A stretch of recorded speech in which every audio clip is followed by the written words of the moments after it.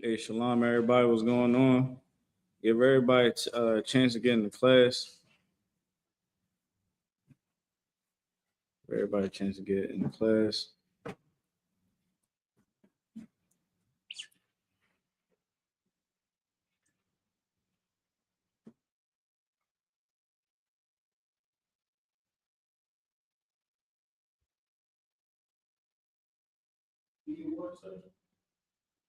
Uh, Con, I take a water. Take a water. Water. Appreciate you.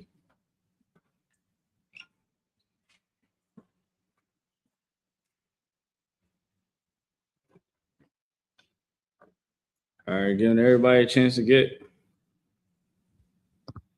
up in the class. If you could, just like, share, and subscribe. If you ain't already is. So I appreciate it.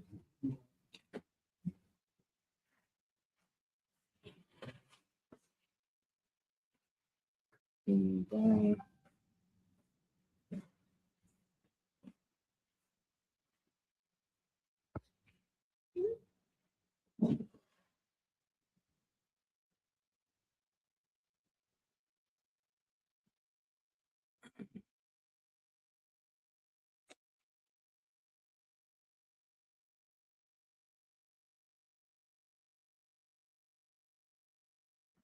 It's a lot that been going on. It's a lot that been going on, y'all. Hold on, how I get rid of this right here? I swear I be trying this in technology. We about to start the class real soon. Don't worry about it. I'm just trying to share this class as much as possible. Um, but yeah, it's a lot that's going on right now in the world. You got these politicians, man, going bonkers. You know what I mean? It's so much that we can break down. We're gonna go ahead and do it. Give me 2 seconds. I'm just sharing this class out right now, and we're gonna start. Then we're gonna begin. All right. I buy you good. I don't sweat. You got the microphone. Yes, sir. All right, bet. See, he ready. I mean, we about to get started right about now. All right, shalom, everybody. We are the Israelite School of Universal Practical Knowledge. We've been teaching the truth since 1969. We come out of 1 West Harlem, New York, 125th Street. All right, we're under Commander Junior Honda. We're here to teach the so-called Blacks, Hispanics, Native American the truth of this Bible. My name is Nakar, Officer 1000, stationed here in Philadelphia. Tonight is a biblical law class where we will be going into these laws and things that surround the laws. I know it's so much that's going on in the world today, and I want to speak on the gods that we serve. The gods that we serve actually has a real significance on what happens in our community. If you look at the Black, Hispanic, Native American community right now, what do we indulge in? You got to look at, if you want to see a problem, right? You gotta troubleshoot it from the beginning. Like, think about it. If power go out, and let's say you in your bathroom, right, and using your hair dryer, but you don't plug it up to the right outlet, eventually that what's going to happen? You're going to short the circuit, right? What you're going to have to do, you're going to have to go all the way downstairs to your circuit breaker and cut it back on, right? So you can have power back in the bathroom. You got to diagnose the issue that we have in our community. And as Blacks, Hispanic, Native Americans, we don't truly diagnose what's going on in our community. Like, yeah, we get a good understanding. A lot of us, a good amount of us, do have a good understanding of what's going on, but we don't truly understand what's happening because we don't have the knowledge of God. If you could give me the book of Deuteronomy chapter 7 and verse 6. I'm gonna show y'all something. This is the book of Deuteronomy, chapter 7, verse 6. For thou art an holy people unto the Lord thy God. It said that, man, we are a holy people unto the Lord thy God. What do that mean? Meaning that we are a separate people. What does it mean to be separate? It means that you must be something totally different of what the world is today, pretty much. Everybody in the world, what everybody in the world do? Commit sin. You can't be a person that commits sin. Sin to you should be non-existent together. Why? Because, read it again. For thou art an holy people unto the Lord thy God. It says, man, that we are a holy people unto the Lord thy God. Meaning that we can't behave the way how everybody else behaves, right? We have to hold ourselves up to a way higher standard. People like, all right, I'm gonna tell you something. White people don't want us to be great. White people want you to be weak. White people, let me tell you something. They love the fact that we are killing each other in the street. They love it. It damn near makes them climax. White people hate us, and they really know that they are inferior to us. Like, you should see what the men is saying. These white men is saying out here in these substacks and in these comment sections in the podcast. They reek of insecurities. They are mad because they would never be a harder worker than a Black, Hispanic, and Native American man. You know, the white woman, she's envious of Black, Hispanic, Native American women. She's envious. She's mad because her womb don't work the way how our women womb work. They are upset with the fact that their beauty, they have to go to doctors. They got to go do all these procedures. They got to go to the gym and try to do every exercise to do with a sister that's a so-called Black, Hispanic, Native American was born with.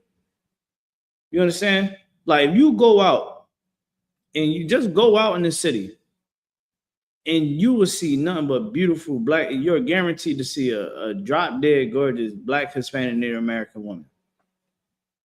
Because God put a certain spirit on us. He did something different with our lineage. That's why Christ said that we are the salt of the earth. God had separated us from every other nation. And there's nothing wrong with that. Read it from the top again. Yes, sir. For thou art an holy people unto the Lord thy God. The Lord said that we are holy people, meaning to be separate. Understand, this is something you should be teaching your children. Your children should know that, man, I am special. God said that I'm a chosen person. I seen this one video, right, where this young boy, him and his mom go on Jewish communities in New York City, and they ask Jewish people to buy his CD. He said, well, Jewish people made a lot of money off of Blacks in the music industry. How about you buy my CD? And none of them buys the CD. This little young Black boy trying to be an entrepreneur, want to just make all he asking for is $10. They look at him and say, hell no. They look at him and say, no. He got kicked out of a synagogue, Abba, because he's not an unorthodox Jew.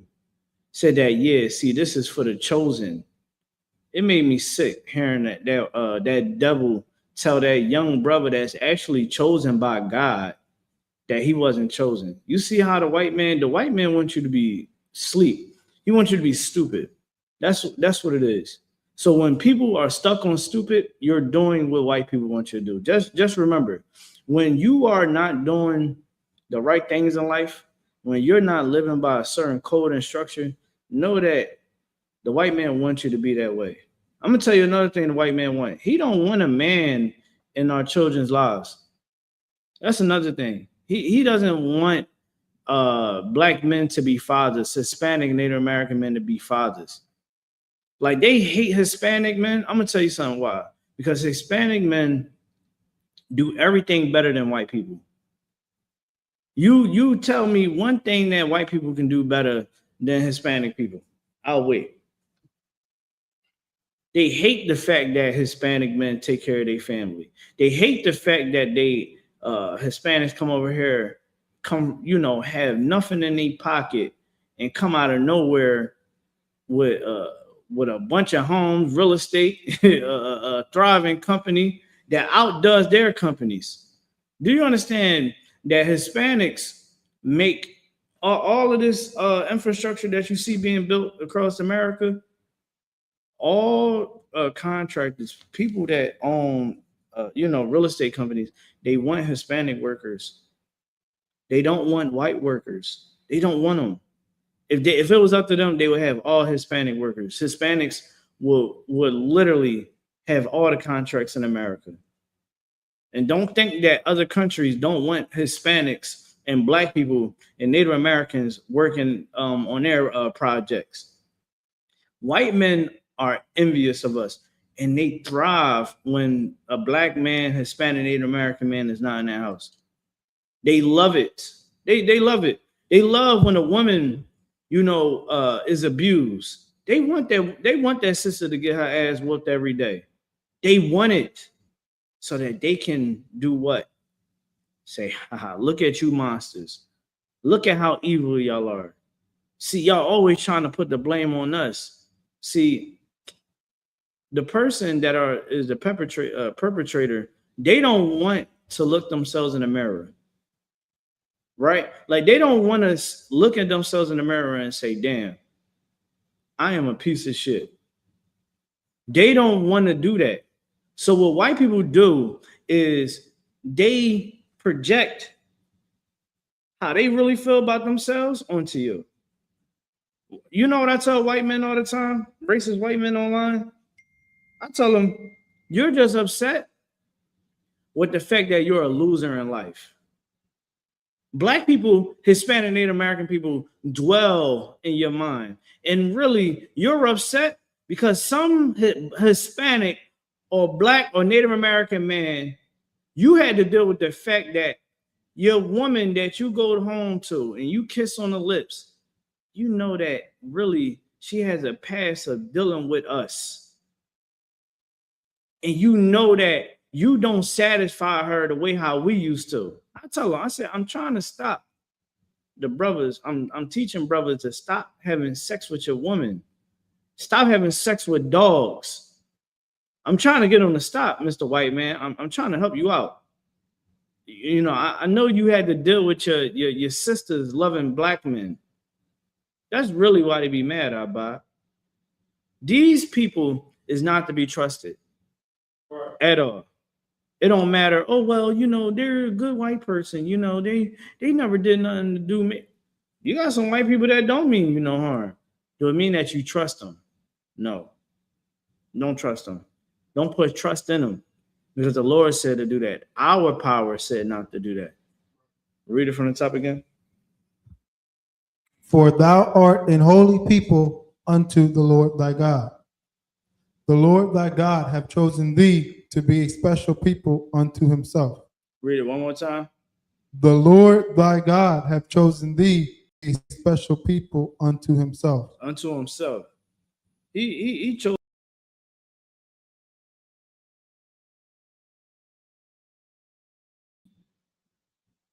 They saying, I'm trying to get this camera. Which one is the camera?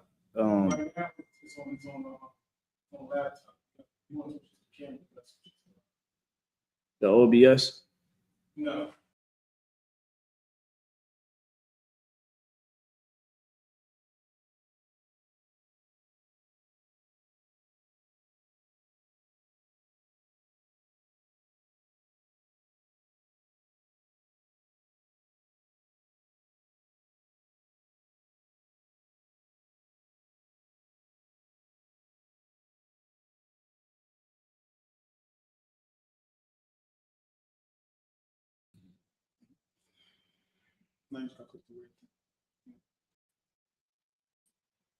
All right, thank y'all.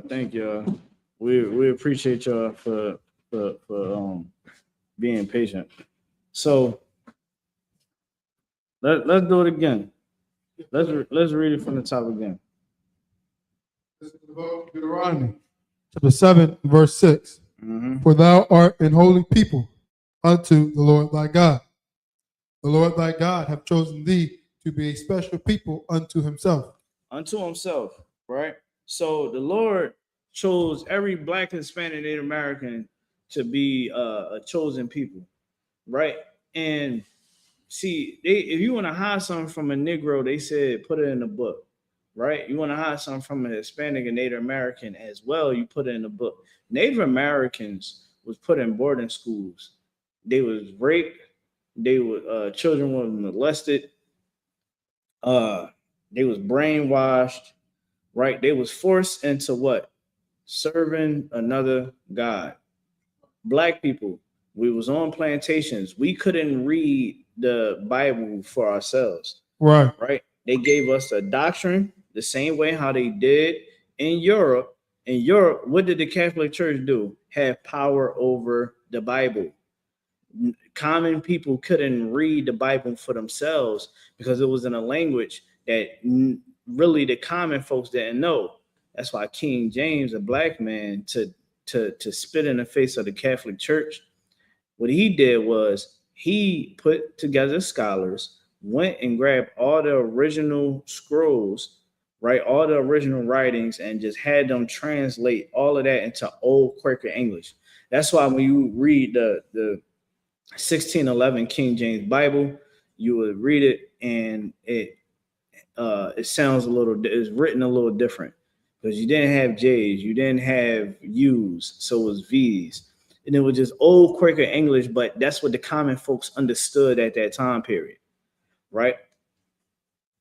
When you understand the translation, when you get to understand just how all the information got inside the King James Version Bible, you understand why we teach it here.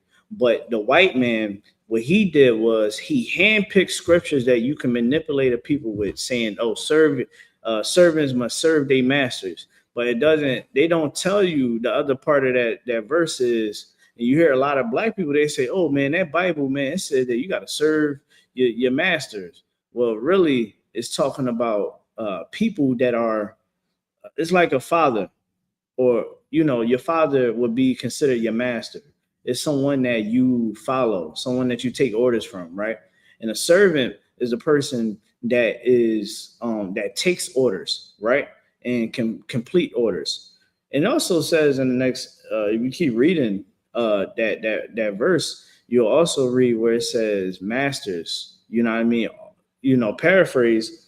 Also serve your subordinates and don't mistreat them. See, when we read, knowledge is power, right? And in 2026, I said this the other day. I said, in 2026, if you are still defending white Jesus, you are insane. In 2026, you should not say that skin color of Jesus Christ don't matter, because Donald Trump, right now, as we speak, is in court trying to fight for us not to have the knowledge of Black and Hispanic and Native American known in America, being taught in America. They don't want the truth being taught in schools. They want you to just know that white people are so amazing. That's what they want your children to do. Why? Because your child's God will be the white man. So now when whatever the white man says is gold, right? I used to ask, I had to stop because it was heartbreaking. But I would ask people, and I ask them, hey, I ask their children, I'm around them, I might talk. I'm like, yo, you know what color Christ is? And they'd be like, ain't he white? How the hell in 2026 your child believes that Jesus Christ is white? Jesus Christ, even if you don't believe in the Bible and you know that it is a well-known book, you know Muhammad is an Arab. You don't hear nobody talking about that, Abba. It doesn't matter what his color was. It doesn't matter what his race was. Muhammad was an Arab. Nobody ever complains about that.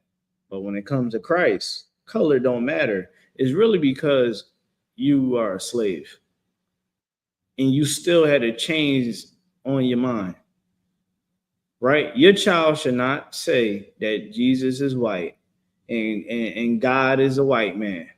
They should say black. You ask my kids, what color is Christ? Black. What color is God? Black. My kids understand that. In 2026, we have adults that still don't understand the truth. And that is a shame, right? It's the gods that we serve. See, the white man gave you the white Jesus. He gave you the white God. And from you was born, you was indoctrinated by that image of the beast. When you first took a hit of drugs or whatever it was, right? When you shot that brother, you know, when you had sex and didn't have intentions of keeping that individual, that was all the image of the beast. Because see, when you growing up, you celebrated Easter, you celebrated Christmas, you celebrated birthdays, you celebrated every disgusting thing that our oppressor has given us. Why you think we eat chitlins till this day? That's slave food. You know, chitlins is slave food. Eating organs of certain animals is what they did to slaves. See, they'll give us all the good. They'll save all the good parts, and they'll give us the parts that they don't want. Look what we did to oxtails. You know what I mean? Them Benjamites, they took them oxtails. Good night. To the point where now oxtails is a delicacy. It's like you go to the store to go get some oxtails. That thing is expensive. You understand? But that's just what it is. I buy. You get what I'm saying? Like, man, we we serving gods and don't even understand it. Right? When you grow out dreadlocks, it is a worship, a dirty custom worship of serving an East Indian god, named Shiva. You understand? I think it's Shiva or Krishna, right? Where these gods had dreadlocks and they worship cows. The East Indians, a lot of you out there, you serve gods and don't even understand the origin, and that's a problem. Like Islam, we celebrate, we serve Allah, right? We serve this God named Allah, right? Now we're gonna get into Allah. You want to get into that? We can get into it, right?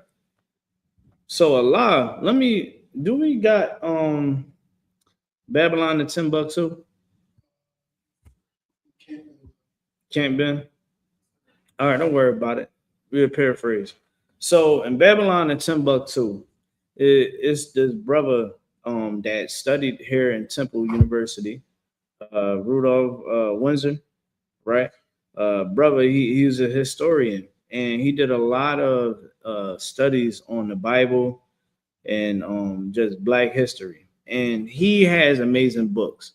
But he has one book, so The Valley of the Dry Bones, where he compares the slavery that we went through and just certain things that we go through to this day. And he correlates it to the curses that is written about in Deuteronomy, right? And what is so crazy about it, this book was written in the 90s that he written.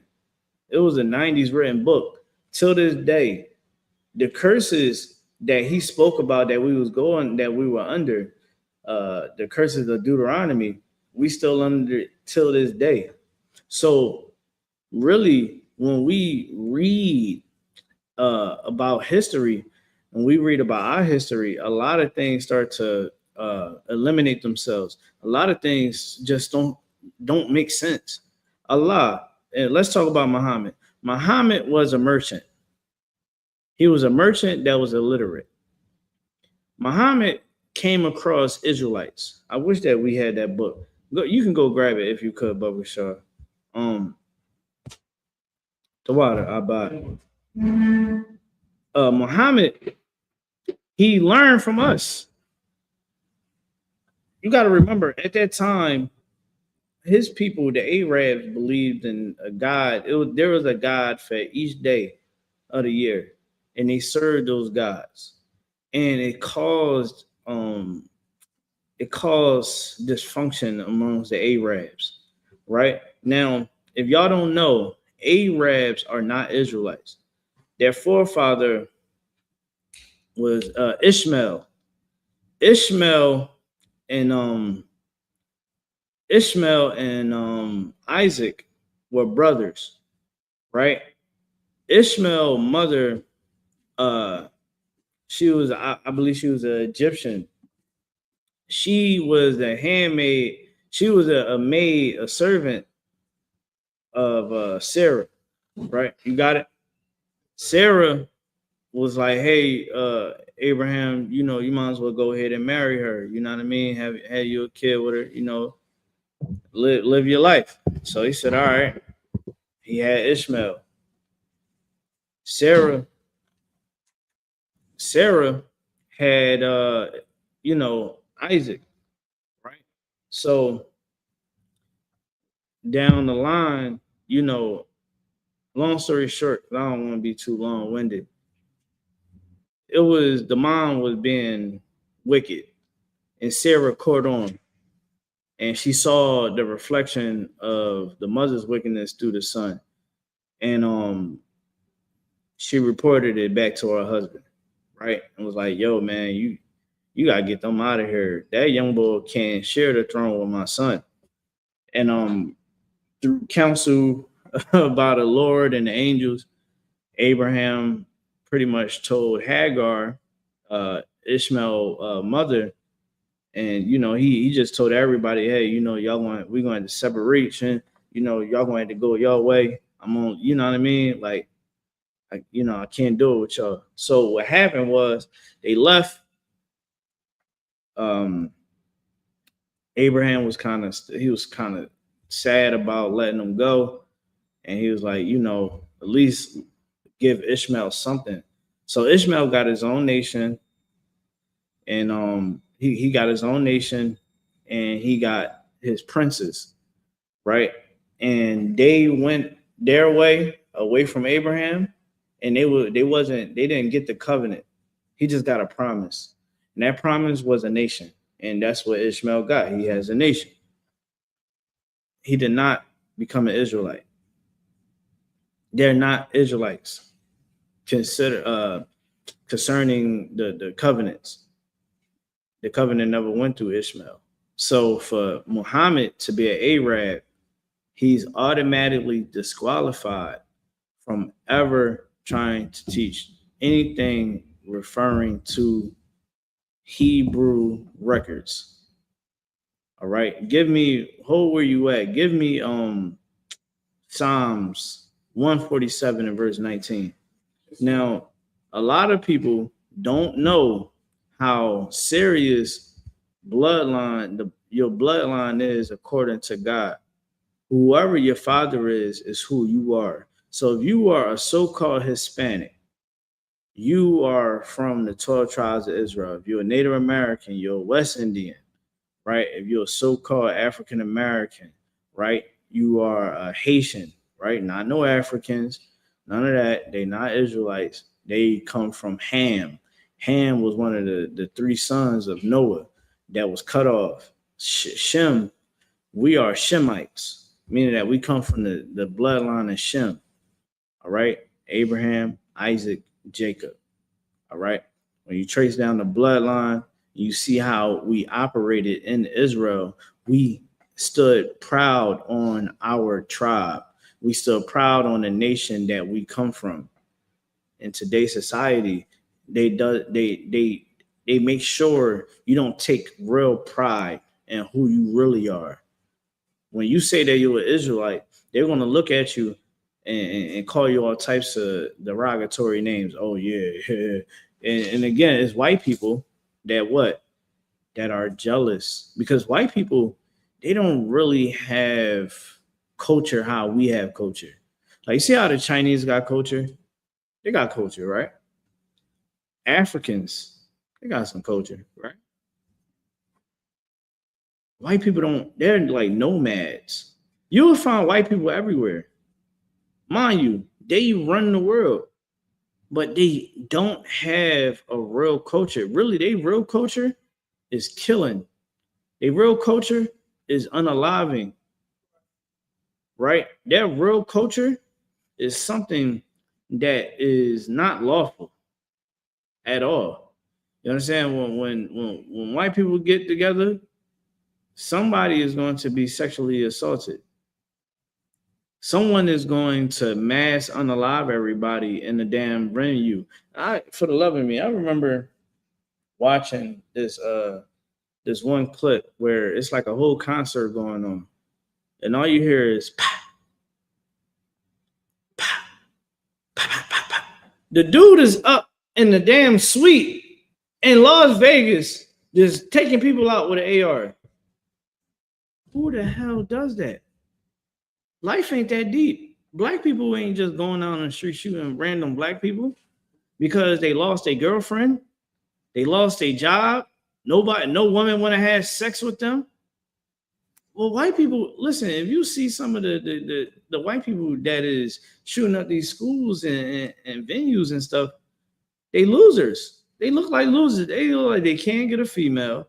They mad because they can't get vagina. You understand? The only thing they can resort to is men, and they hate it. But that's the only way they can get some type of affection. You understand? They just suck at everything. You go unalive a bunch of innocent people. That's white people culture. They have a bloodlust. And more you understand that, the more you'll be great. Like the white man's brainwashing will make you go serve Allah. Real Islam, they over there mistreat a lot of sisters. You go overseas and go marry an Arab man and see what happens. It's a movie that came out in the 90s where this white woman married an Iranian. You know, Iran is Islamic as hell. Man, that white woman, she decided to go over there because he made her feel like it was going to be peaches and cream. She said, okay. She went over there. He was whooping her ass to the point where she had to do the escape out. It was like she was running from Delta team, the A team. Like she was hiding away in wooden cabins, hiding underground, you know what I mean? Starving all in the desert just to get back to America. Ain't that something? That's real Islam for you. Overseas, you can't even, you gotta make sure your head is covered at all times. See, over here, Islam is watered down. Overseas, your daughter will be up for grabs. If you go marry yourself an Arab man, that's what it is, right? Muhammad took our records and remixed it. You got what you got? Let's read what you got. 147 and verse 19. He sheweth his word unto Jacob, his statutes and his judgments unto Israel. His statutes and his judgments unto Israel. He gave his judgments, his laws, statutes, and commands all to Israel. He didn't give it to the Arabs. That whole notion of, oh yeah, man, God is all love and all peace for all nations. That is a damn lie. Read it from the top one more time, brother. Yes, sir. He sheweth his word unto Jacob, his statutes and his judgments unto Israel. Why he didn't give it to the whole world? See, when you talk to a Muslim, you got to ask them, why wasn't the whole world mentioned in the Bible, the way how you trying to make it seem. So you saying that God makes mistakes? Are you saying that God is evil because he chose to only deal with Israelites? In the Quran, it says that Israelites are God's chosen people. It says that in the Quran. We were given the law, statute, commands. We was given the prophecies. The whole world didn't know what was going to happen up to now. Guess who knew? We did, because it was revealed to us long ago. Long ago, our prophets was getting visions, seeing visions of a whole new world, seeing what was going to come from the past if we don't what? Serve the Most High.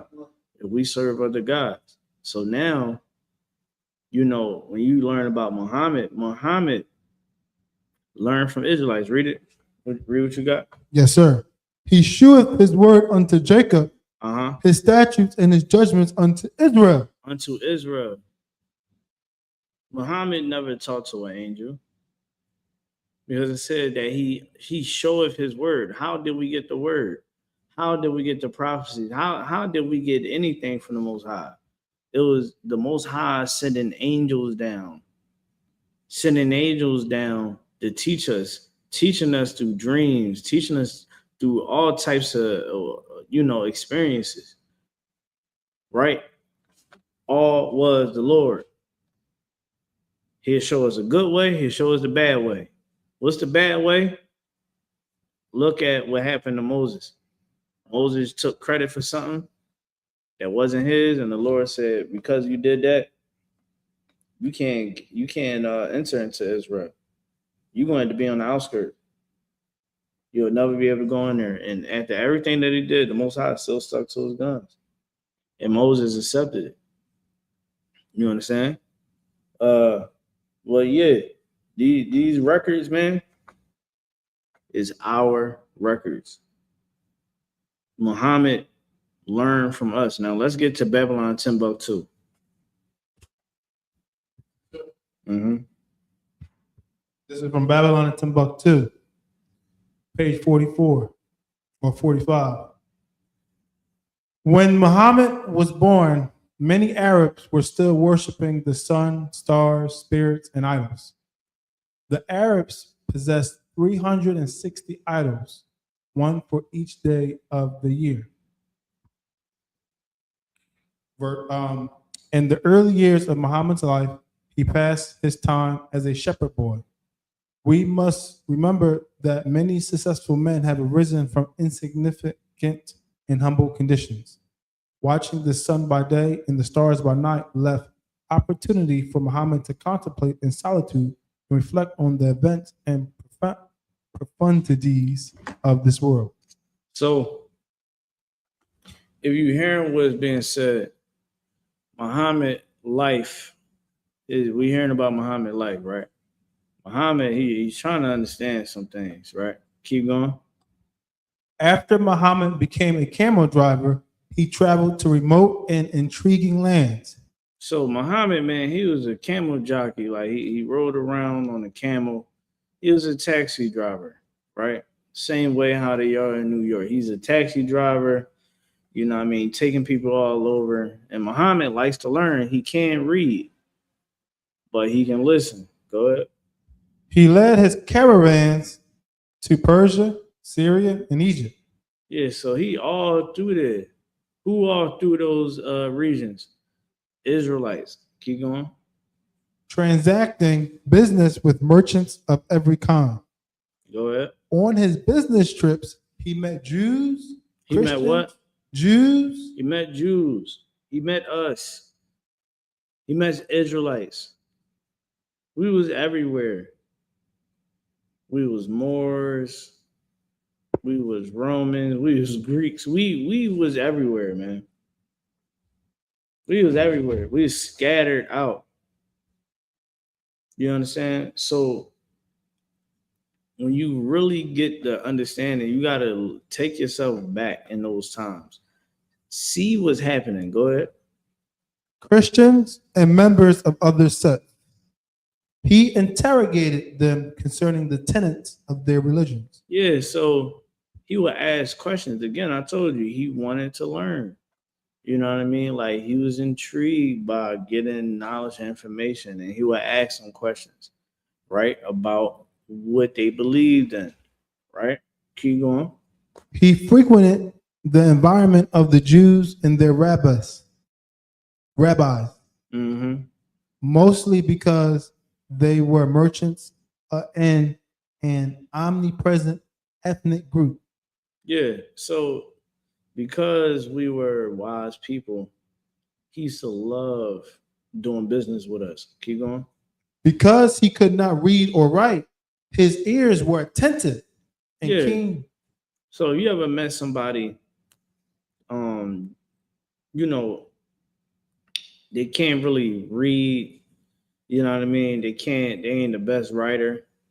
But man, because of them other abilities is low, they can listen. Again, Muhammad was taking notes. Keep going. Keen to everything that the Jews related to him. Muhammad learned and extracted much from the Jewish religion and compounded it. with Read his that part one more time. Muhammad learned and extracted much from the Jewish religion. He extracted a lot from the what? The Jewish religion. The Jewish religion. Now again, we ain't a religion, we a culture, but you get the point. Muhammad saw what we was teaching,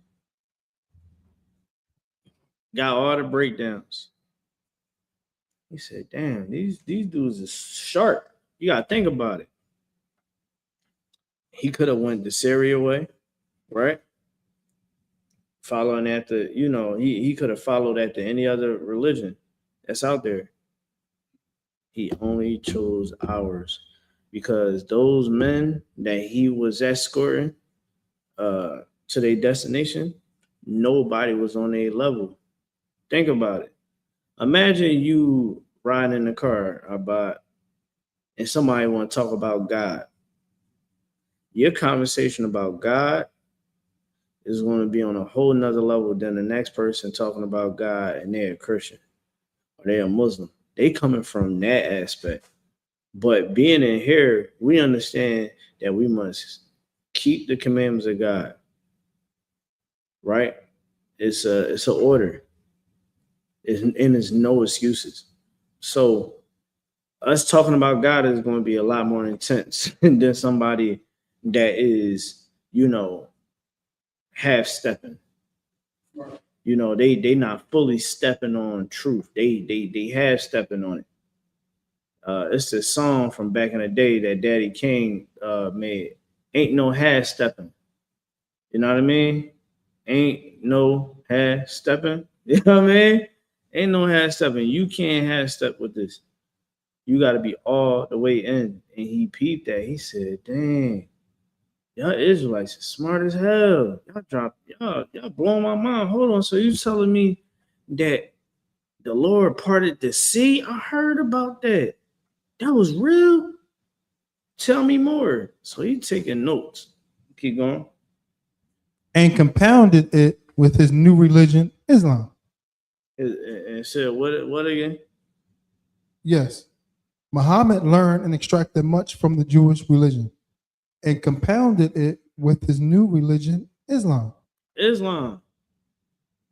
You want to talk about the beginning? Let's talk about the beginning. Adam, Eve. You want to talk about one God? We got a one God in Islam. Here's the thing about Islam. Islam is not for us to serve in. It's not. Because when you are walking the life that you live, Most High wants you to keep the commandments.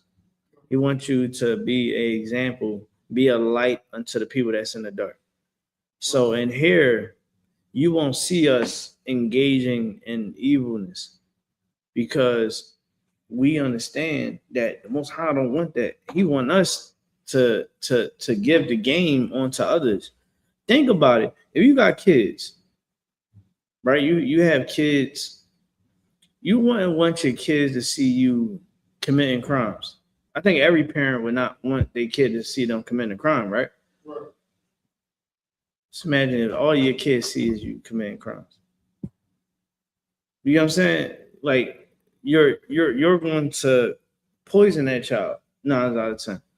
You're gonna poison the child, and that's what we see in our community today, where our children is not seeing us keeping the commandments of God, and then now they can get pulled this way, they can get pulled that way, and before you know it, you're looking at your kid, be like, "This ain't the kid I raised. Is it's the kid you raised, but you you know, this is what happened. You know what I mean? When you don't give them the complete tool set, like." Do that mean just because you in the truth and your kids grow up in the truth that they're gonna follow after you? No, they can choose to want to do their own thing.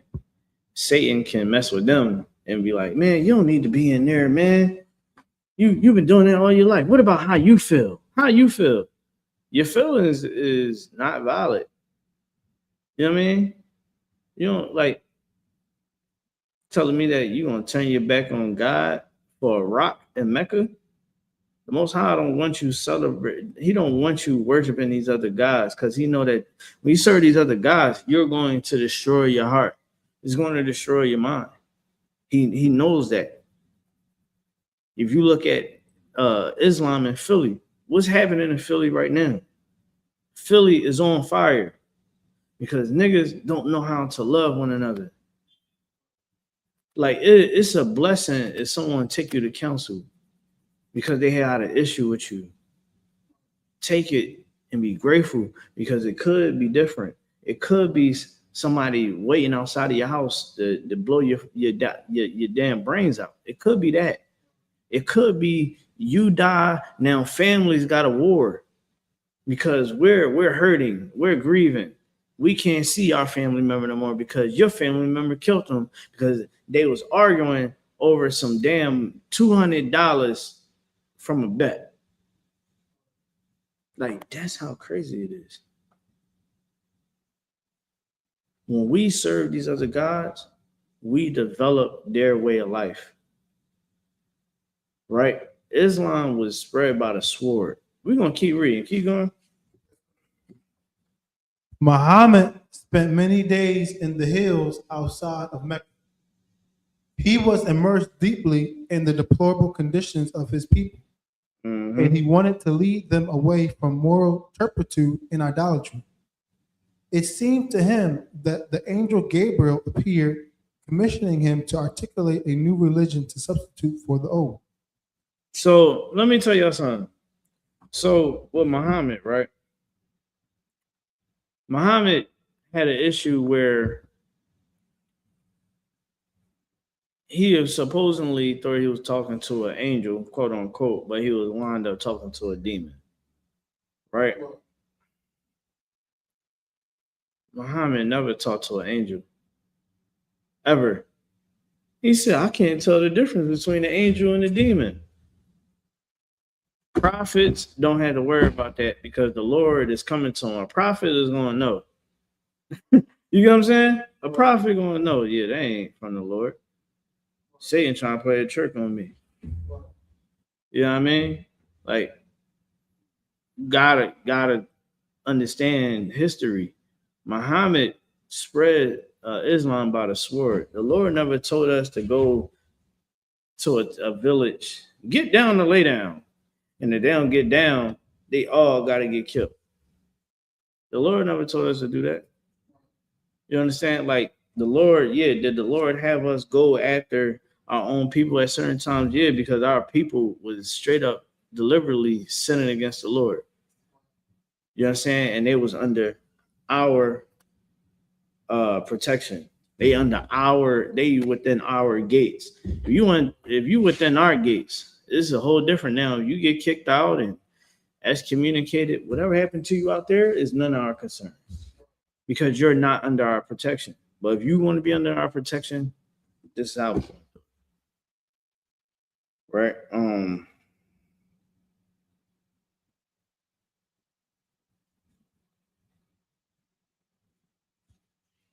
Let me see some. Let me see some. Boom, boom. All right, let's keep reading what you got in that book. Incidentally, Gabriel was the same angel who appeared in a vision to the Hebrew prophet Daniel. Muhammad gradually came to believe that he was a prophet and expounded his religion to members of his family. Yeah, so Muhammad, let's just cut it all in a nutshell. Muhammad was he was a pedophile. All right. Muhammad had sex with a 6-year-old. You go read the hadiths and see how old Aisha was. And over there in Islamic countries, they marry young girls and not wait until they turn 18 or whatever. No, they having sex with them as soon as they get them. It'd be some old pervert dude, and the family would sell the kid. Do you understand how evil that is? Like, that's real Islam. Muhammad punched her in the damn chest. She was obsessed with Muhammad. Do you understand how psychological damaging that is to that little girl? Aisha being probably only 12 years old, 10 years old, in love with a grown man. She running, trying to watch what he doing. A grown man. You understand?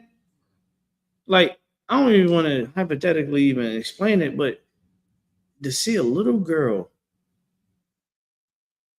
in love with a grown man, believing that that's her husband, and she's in love with him, and she's stalking him as he left the house. And then when he turned back around because he noticed that she was following him, she runs back in the house and acts like nothing happened. And he said, "Yo, what the hell are you doing?" And punched her right in the chest. In the Quran, it says that if your woman is unruly, you can whoop her ass.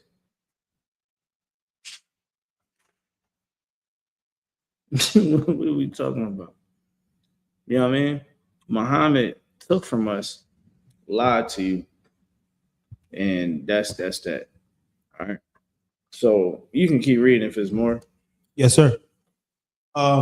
Incidentally, by this time, the Hebrew Old Testament had been translated into Arabic, and the Arabs were rapturously pleased to read about their great ancestors in the story of the Hebrew patriarchs. This fact alone helped Muhammad to inspire the Arabs the feeling of nationalism and racial pride. Yeah. So Muhammad, what he did was he's like, yeah, man. You know what I mean? Like, take pride, man. You know who we are. Took our records and remixing it. Keep going. The Prophet Muhammad adopted many principles and laws from the Jewish religion. He did what? The Prophet Muhammad adopted many principles and laws from the Jewish religion. Keep going. First of all, the basic idea of monotheism, which is the belief in one God. What is monotheism? Theism? Which is the belief in one God. Is the belief of one God. So he's seen that we only believe in one. In the world, not too many people had just one God. So what we stood on and what we taught made a lot of sense to a lot of people, and they seen the structure that we had. That's why the Lord said, man, when we are in rulership, the world will rejoice. Imagine, a Hispanic man, and some Native American brothers running your city, running that city. God forbid. I mean, shoot. Can you imagine how nice things would be if a man of the Lord that's a Hispanic and Native American? They listen, they wouldn't have to work, they would go out and work. Because that's just how good Hispanic people are and Native American people. Right? So with Islam, what we reading is that they had a certain level of respect in what we believe. And Muhammad was like, yeah, man, y'all like that? All right, yeah, we about to, this Islam stuff about to blow up. Yeah, I mean, keep going.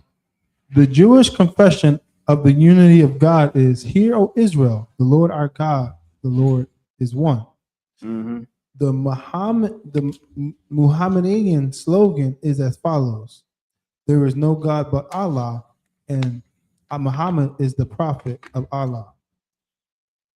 Yeah, that's bullshit.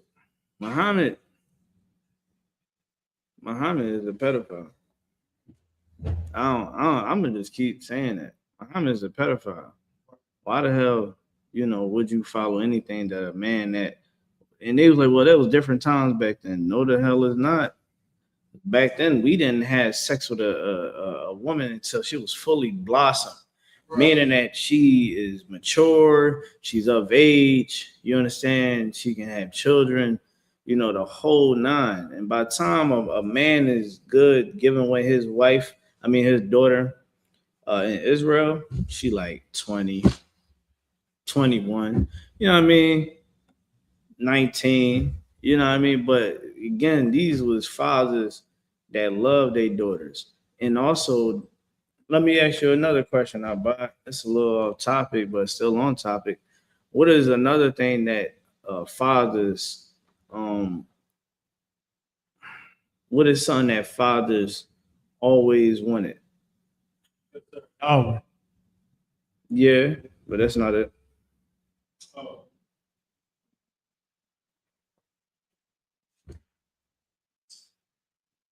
Think about it. What does a father want? He has his okay. daughter. He has his daughter, Yes, sir. right? She's at the marriageable age. You know what I mean? She want a husband. You know what I mean? You want some grandkids, right? Now you got this daughter. What do you want? Yes, sir. Um, the bed sheets. Yes, but nope. It's simple. When I say it, you're like, oh yeah. What do a father want? Like he has his daughter. She ready to marry. What is that number one thing? What is one of the things that's on that man's mind as a father when the Yes, sir. thought of, marrying off his daughter? That she's protected. Yes, but something else.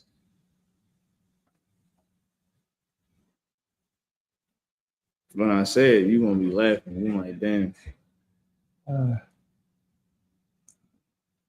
Let me know when you forfeit.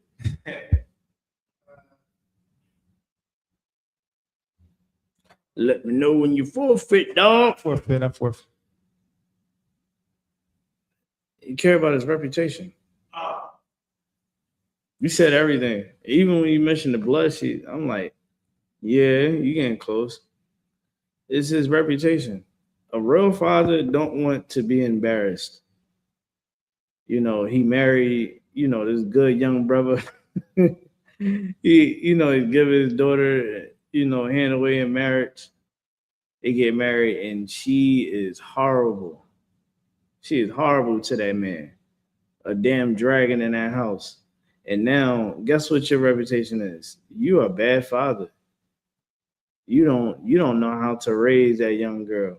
The mother must be like this in that house. You know what I mean? This brother is stressing. What the hell? Dude, she got home training?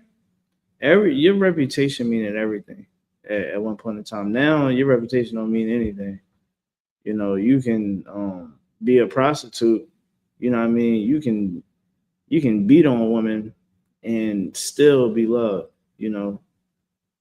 But in those times, you didn't want a reputation of beating your wife or being a dragon in the house. You didn't want that type of reputation. You would want a good, clean reputation, right?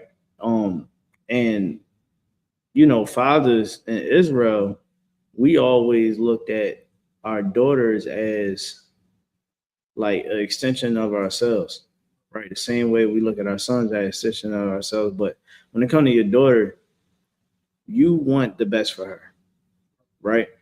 Of course, you want a good man to take her hand, and they dwell together. You know what I mean? Bring you grandchildren. Just you get to sit back and watch them. Like that's the ultimate goal, right? But you didn't want to be known as the father that didn't handle his business raising his daughters. Right. And that goes to show y'all something too, man.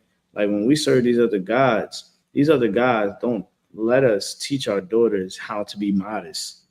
Because when they look over at their mom dressed like a whore. When they look at their father, they see their father loving whores. They turn on the TV. They turn on they phone. They step outside. They see nothing but carnality, right? They see women. They see men not leading by example. When we read the Bible, we read that you should be of good reputation, that you should always be mindful, be that aged man, be that aged woman, that aged man that gives wisdom and has that level of authority. Like I don't get where I'll give you a prime example of someone that don't care about their reputation. Blueface, he doesn't care about his reputation, right? Blueface has a daughter that is terrible. That little girl is terrible because her parents are terrible. The mom, she looks like a damn plastic surgeon practice dummy. The father got a bunch of stupid tattoos over his damn face. She get to see her daddy on TV loving whores, right? He don't raise her up in a good environment.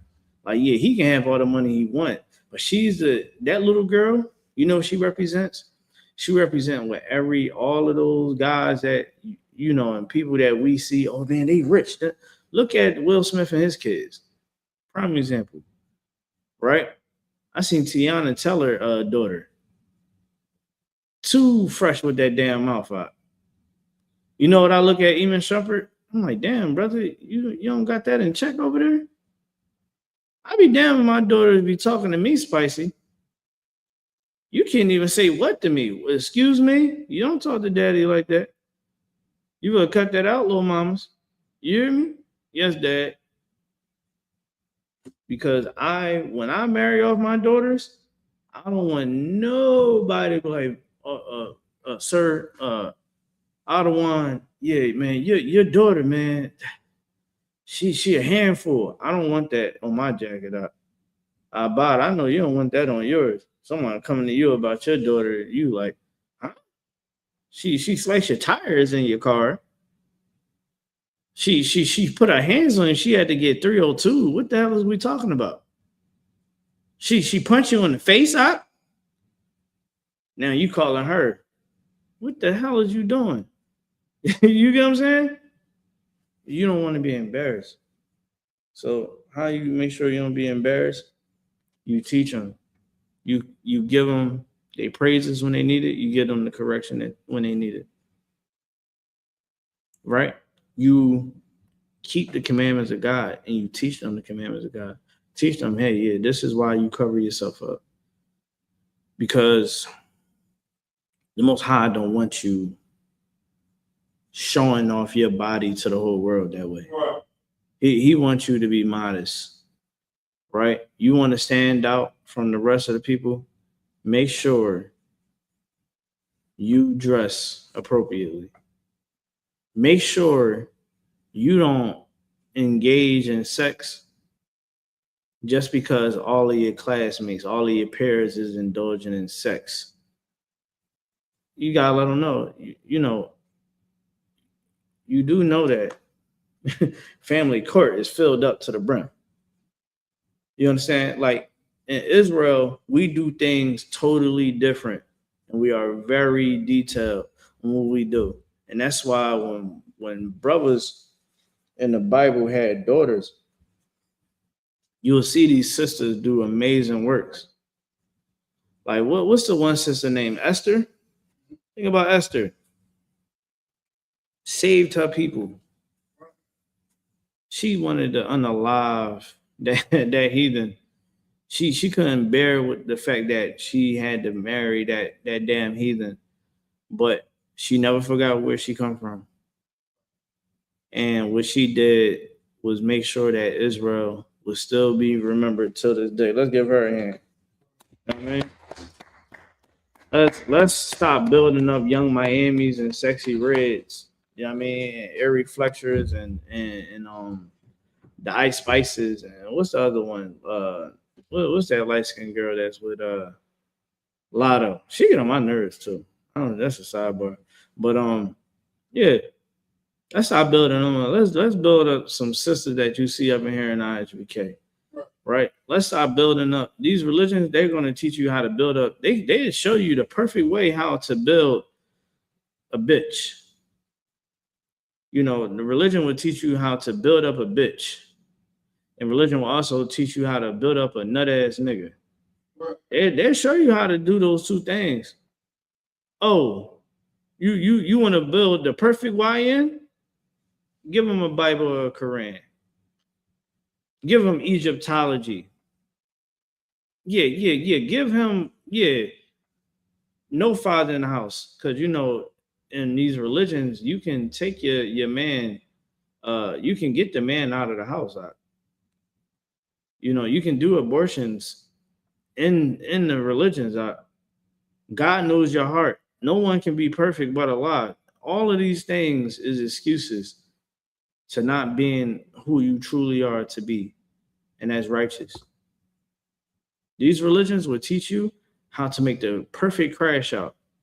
These religions will teach you how to make the perfect prostitute. Y'all don't believe me?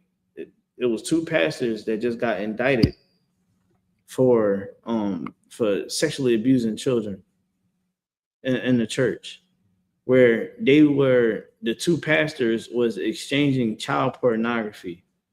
That's how dark and evil they were. What? People believed them over us, right? We told them people, get your kid, you and your family out the church. Get in class. What happened? The kids was getting molested and raped. They sexual content that these grown men had recorded, they were sending it to each other. Hell yeah, look what I had the little young boy doing. Yeah. You wonder why that young boy bugging out. He bugging out because he was molested. You wonder why that young girl bugging out because she was molested. They said 4 out of 6 women or 4 out of 7 women sometime in their life been raped or molested. Some type of abuse. And when we all trickle it back down, where does it come from? Religions. This ain't about how you personally feel about it. Ain't about none of that. Let's deal with the facts. Facts is I go inside. When I went to jail as a Muslim. And other Muslims, I seen Muslims treat me better than Christians. Can you believe that? I was treated better than Christians. When I read the Bible, it says it doesn't matter if that brother or sister is in the school, you know, among your gates or not. You are to treat them with respect. Remember, Abad, what we was told to do, we had vineyards.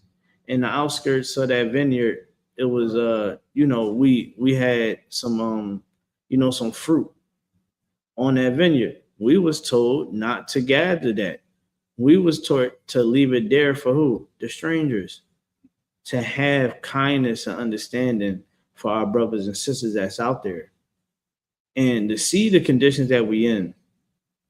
For Muslims not to see that it is high times for men to stand up. Like these religions, it takes out the fight in you as a man. It makes you domesticated. Like when you don't serve the Lord as a soldier, it doesn't matter if you don't put on all black abad. You better be a damn reserve. You understand? You better have that damn spirit up in you, because that's what the Lord produces, man. He produces soldiers, man. Because if we don't see, we got comfortable being under the white man. The same way how the white man got the black, Hispanic, Native American woman to get comfortable, they also did it to us. We comfortable. We feel super comfortable because we have police. Hey, I pay my taxes, and all you got to do is pull yourself up from your bootstraps. I'm tired of you, Uncle Negro, niggas, Uncle Tom Negroes. I'm gonna give you another John. Clarence Thomas, you heard about him? The Supreme Court judge. This cat, man, he is such a damn bootlicker. Like, if he is preserved in the kingdom, I'm gonna have to forgive him. But I'm gonna have to repent. I'm like, I'm gonna whoop his ass. You know what I'm saying? Like, yo, this cat is against people that is children that are born here by immigrants get automatic birthright. He's against it. When the whole time his family, that's how he able to have citizenship. Because your family was born from another country and you was born, your people was born here, right? And over time, you inherited birthrights. What the hell is we talking about? But they even see him leaving the chambers of the Republicans. Like, that's how much of a damn bootlicker he is. And that's what we got out here. See, when you serve these other gods, you'll be a bootlicker. You'll do everything that the white man tell you to do, right? You'll believe whatever the Arab man tell you to do. The Arab man tell you to pray 5 times a day.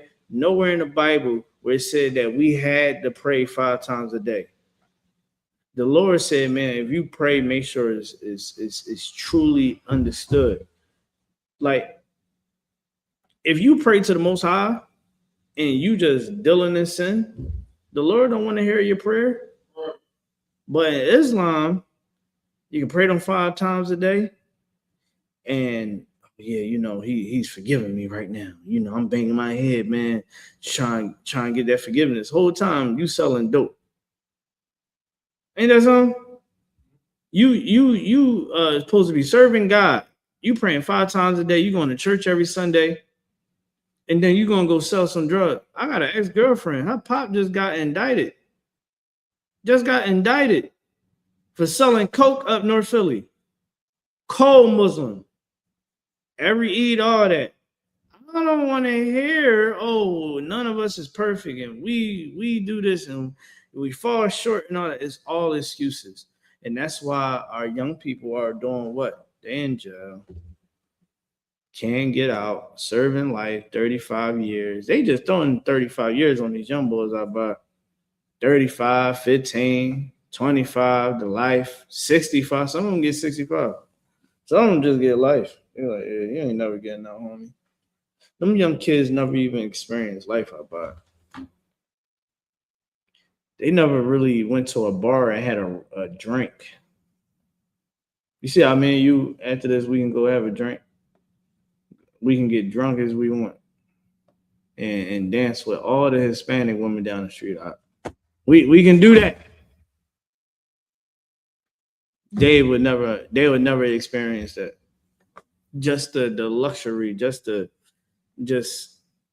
being able to go out with their homeboys, go on vacation. Half of them never went on vacation on their own.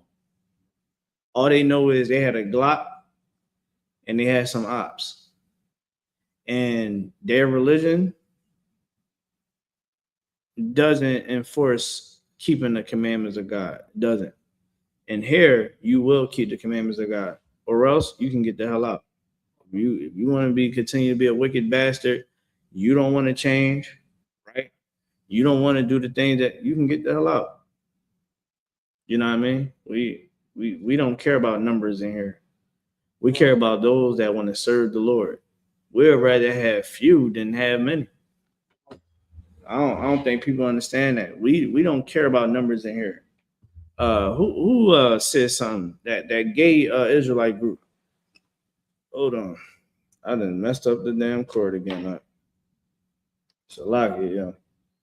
I know they're like in the car. Stop touching the damn cord. I'm sorry.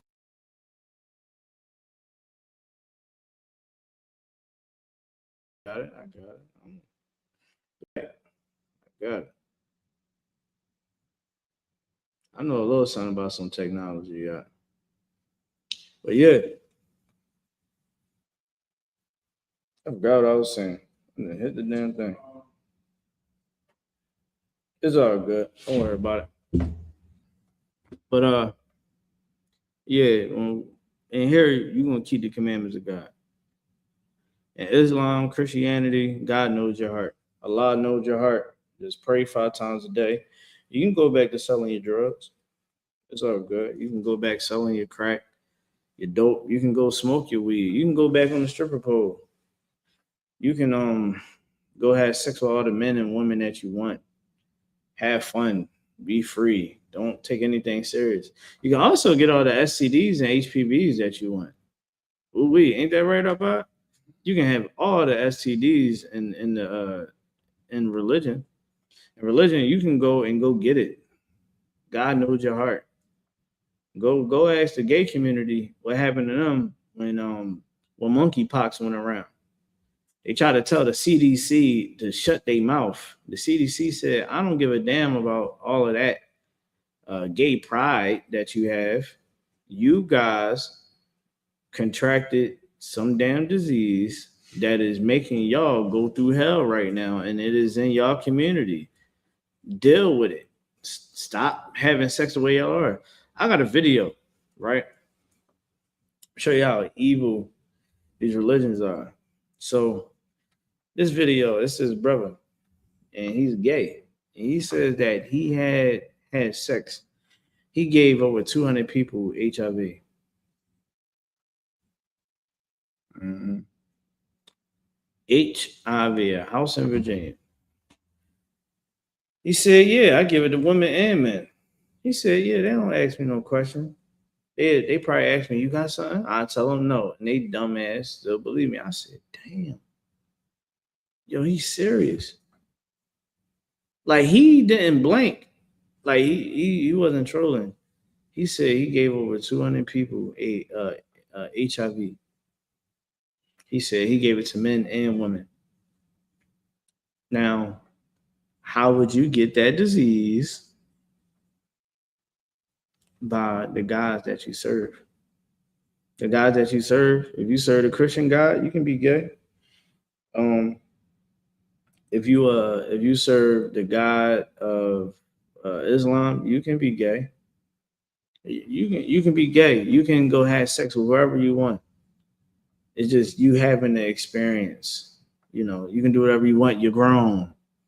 These are all talking points of the gods that people serve.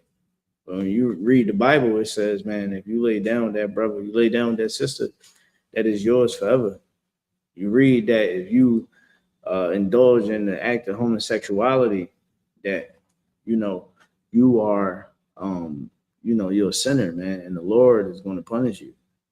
The Lord said that, man, if you sin, you will be punished. Just wait on it.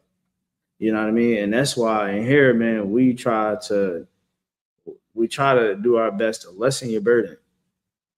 Because in here, we're going to teach you the truth. We don't care about how you feel. You know what I mean? People get upset because we tell them that they need to stop being a deadbeat dad and go take care of their kid. I had somebody literally try to flip the script on me. Like I said something wrong because I said, well, shorty ain't keeping you away from your kid. You need to go take care of your kid. And they try to get mad at me. Like I said something wrong. I said, what the hell I said to you? I said, that's your kid. She ain't taking, I seen that she was not trying to let you see your kid. You know what I mean? But because he's weak under that woman in that religion. See, when you're an Israelite, you're taught not to be effeminate. You're taught to be the head of your woman. You're taught to get counsel on, in life so that you can win. I told him, I said, man, if you was wise, if you truly understood, you can come to me and I'll show you how to win. Oh, that female that you with, she don't want you to be a father to your other son. Well, what if I told you that it's a way that you can have your daughter because it seems like she ain't really that good of a mother and she neglect the child. Let's come up with a game plan where you can just win. You know what I mean? How bad do you want to win? Do you want to just keep suffering? You want to be weak? He wanted to be weak. Guess what? I'm gonna let you be weak, nigga. Go ahead. You know what I mean? I don't got no respect for you because you're not taking care of your responsibility. I would have seen that the broad was, trying to keep your kid away and all that. No, it's because you can't be a man. Because you have the spirit of the God that you serve. You understand? Like you can't serve Yahweh and your woman rule over you. What the hell is that? You know what I mean? Your woman rule over you. You can't go take care of your other kid because she's gonna get mad and try to abuse you. You such a big tough guy out here in the streets. But you let this dumb bitch keep you away from taking care of your kid. You's a sucker. You's a bitch ass nigga. Let me just tell you what it is. Right? And we're gonna tell you that. We're gonna tell you about yourself. It's good for your soul. It frees you, it helps liberate you if you just let the idiocy go. If you're a woman that, keep your kids away from the father, you're a dumbass broad.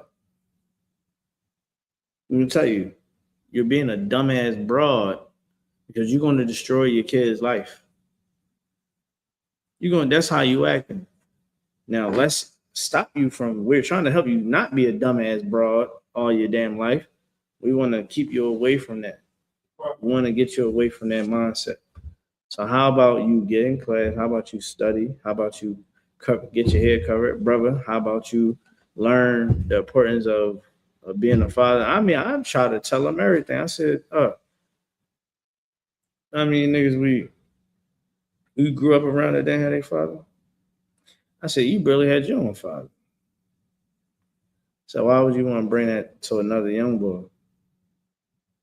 Knowing you know how it feels. He was a coward. What the hell I want to do? Right. But guess what? I ain't gonna be like your pastor. I ain't gonna be like your homeboys that serve other guys and be like, yeah, man, it's all good, bro. I get it. You know what I mean? Still be rocking with you. Nah, nigga, you don't take care of your kids, nigga. You can't be around me. All my niggas take care of their responsibilities. That's what we all do around here. We ain't showing our kids to get high and we ain't doing that. No, we being productive niggas. You know what I'm saying? We being productive niggas. We gonna be hands-on with our kids. You know what I'm saying? We're gonna be hands-on with our wives, whatever the case may be. We hands-on because that's what the Most High said do, man. Make sure you do what? Feed the flock and protect the flock.